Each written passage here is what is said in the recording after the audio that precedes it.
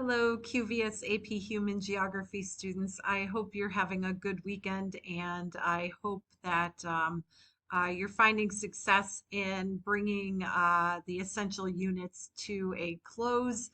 I wanted to take the opportunity today to discuss with you the selective units, not really in their totality, although I will mention a few of them, and many of you have already been engaged in at least one of them.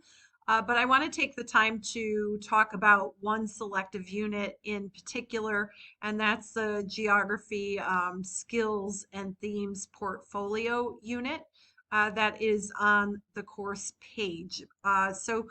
This video is mostly in explanation of that one in particular, but again, I will kind of mention all of them to discuss why you should be or why you are required to do the selective units in the AP Human Geography course this year. And I suppose I might start with that question, like, why do I have to do selective units? So every QSI course in the secondary program, the expectation is that a student masters 10 units within the context of a year. That will give you full credit for the course. However, not every QSI course has 10 essential units. We have what are called essential units and selective units. With that being said, the AP Human Geography course follows very closely or is aligned to the curriculum that's given to us from the AP College Board. And if you take a look at the course outcomes for the AP College Board AP Human Geography course, there are 7 topics or 7 units. So QSI has mirrored that in our curriculum. With that being said, then the expectation is that you will do 3 selective units within the context of the year. And as opposed to saving those selective units until after the AP exam, on the course page in QVS, I have those selective units open and available for you and encourage you to engage in them within the school years, as opposed to, again, leaving them in the month of May for you to complete. And remember, even in QVS, we have that May 31st deadline, meaning you cannot complete more than 2 units in the month of June. So you really can't save the selective units until the end of the school year. You're going to be really pressed for time and you're going to struggle, and that's the last thing that I want you to do. So we're going to take a break, a little tiny break from the essential units. You're going to even see that I'm kind of straying from the mastery table that I have outlined on the course page, and I will address that in this video as well, because you do want to stick to pacing, and we still will finish the next essential unit before the winter break in December, but I want to get some of you started in this selective unit, or at least one of the selective units, prior to winter break. So let me go to the course page. Let me show you around a little bit more, and all of this will make sense as it relates to the selective unit. So let's go to the course page, and I'll show you around.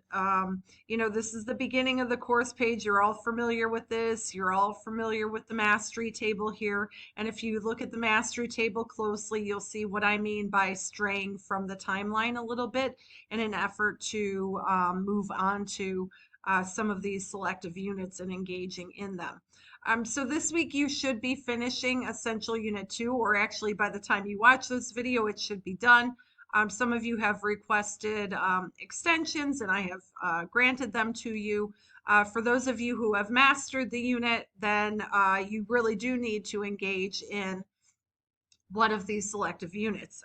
Most of you have already engaged in the test prep unit. I'll open that one really quickly and tell you what you have done. Many of you have done the mock exam. A lot of you have done this test taking strategy activity on multiple choice questions and free response questions. If in fact you have not, I would highly encourage you to do those because, again, they're just what they're called, test taking strategies. So if you feel like you do poorly on multiple choice questions, or if you don't quite know how to answer the free response questions, do those two activities. You'll engage further or complete the quintile 1 requirements for the test prep unit. In quintile 2, I have another mock exam available for you. I don't want you to do this yet, but I'll talk about that and your responsibility related to that over the winter break or over the December holiday. Many of you have also engaged in this one called Geography Through Film. There are 2 films that I've requested that you watch so far, the film analysis on geospatial revolution, and then this one on Don't Panic, that Hans Rosling video about population. Notice the requirements for this selective unit. You need to do 5 of 13 films for mastery.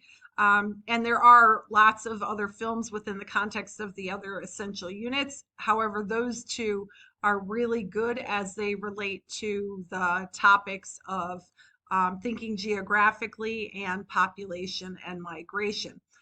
So those are 2 selective units that many of you have already engaged in. Really, no one has engaged in this one, and it's called Geography Skills and Themes Portfolio Project. And I want you to start this week. I don't think that anyone would be able to master the entire unit this week. That's not the expectation. But again, as you see the dates on the unit tab, the idea is that this unit will be open all year long, and you can do it concurrently with the essential units. You can see the focus for this unit, the maps related to the AP Human Geography regions. So with that alone, you should be able to guess that part of the skills and themes portfolio project is understanding where different countries are in the world, especially as it relates to these different AP Human Geography themes or regions, I should say. There's a number of unit resources here, different worksheets that you will use that each correspond to the different activities within the context of the different regions that we'll take a look at.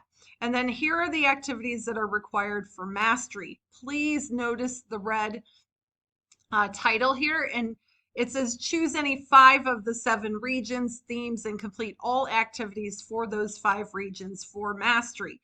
Sure, if you want to do all 7 regions, you can. But to fulfill the requirement of the portfolio, you get to pick any 5. So when I say pick a region or theme, notice like the thematic focus for this set of assignments is thinking geographically, and the region of study is North America.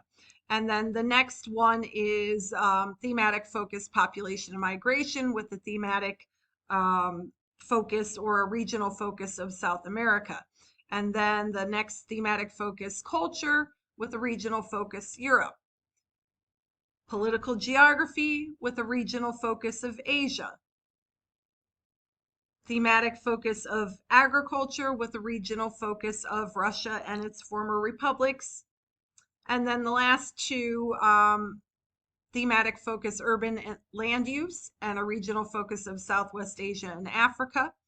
And then finally, industrial and economic development with a regional focus of Oceania. Okay, so those are the 7 different thematic focus and regional focus. You need to pick any 5 of them. Now, when you choose one, you have to do all 5 assignments within the context of that theme. So don't just go jumping around from assignment to assignment.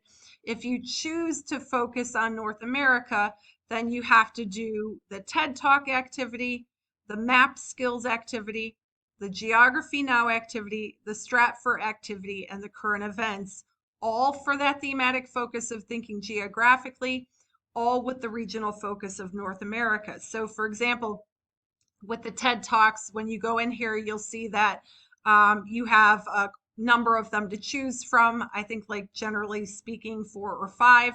Okay, so in this case, you can see there are the different TED Talks. You do not have to watch all of them. You pick one, okay? And I'm going to take you to the main course page. You choose one of them. And in the resource or note taking section, sorry, it bounced me to unit 2. I got to scroll back down. You open this TED Talk worksheet, and as you listen to the TED Talk, you complete the worksheet. When you're done with this, submit it to this assignment and then move on to the next one. And the next one is map skills. So if I click here, there are different map skills that you're going to practice within the context of North America. So you'll have to understand the states in the USA, the provinces and territories of Canada, physical features of North America, and then cities in North America. These are like map games. Whenever you complete one, you take a screenshot of the final rating or score, and then you upload the 1, 2, 3, 4 screenshots here as evidence to show that you've practiced map skills for North America. And then you move on to the next activity. And within the context of this regional theme, the next activity is Geography Now, and you can see that there is a worksheet template up here. So then you go on to the Geography Now. This is a great series by a young man named Barbie, and he does videos on all of the different countries in the world. You have to pick a couple countries to complete these Geography Now worksheets for, and then you upload them here. This next activity is called Stratford. This is another series of videos on different countries around the world. What I love about this series is they talk about geographic challenges, what countries have advantages and what countries are challenged based on their geography. It's a really great series, especially gets into the whole idea of political geography. So you would complete this worksheet with the videos that are found under here. And then finally, a current event. So if you click to the last one, again, like the TED Talk, you have a choice between a few different videos that I have chosen. They range anywhere between 10 and 15 minutes, not too long.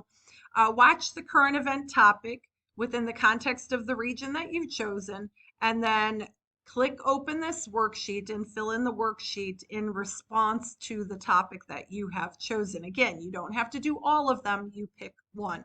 So pay particular attention to the directions in each of these assignments.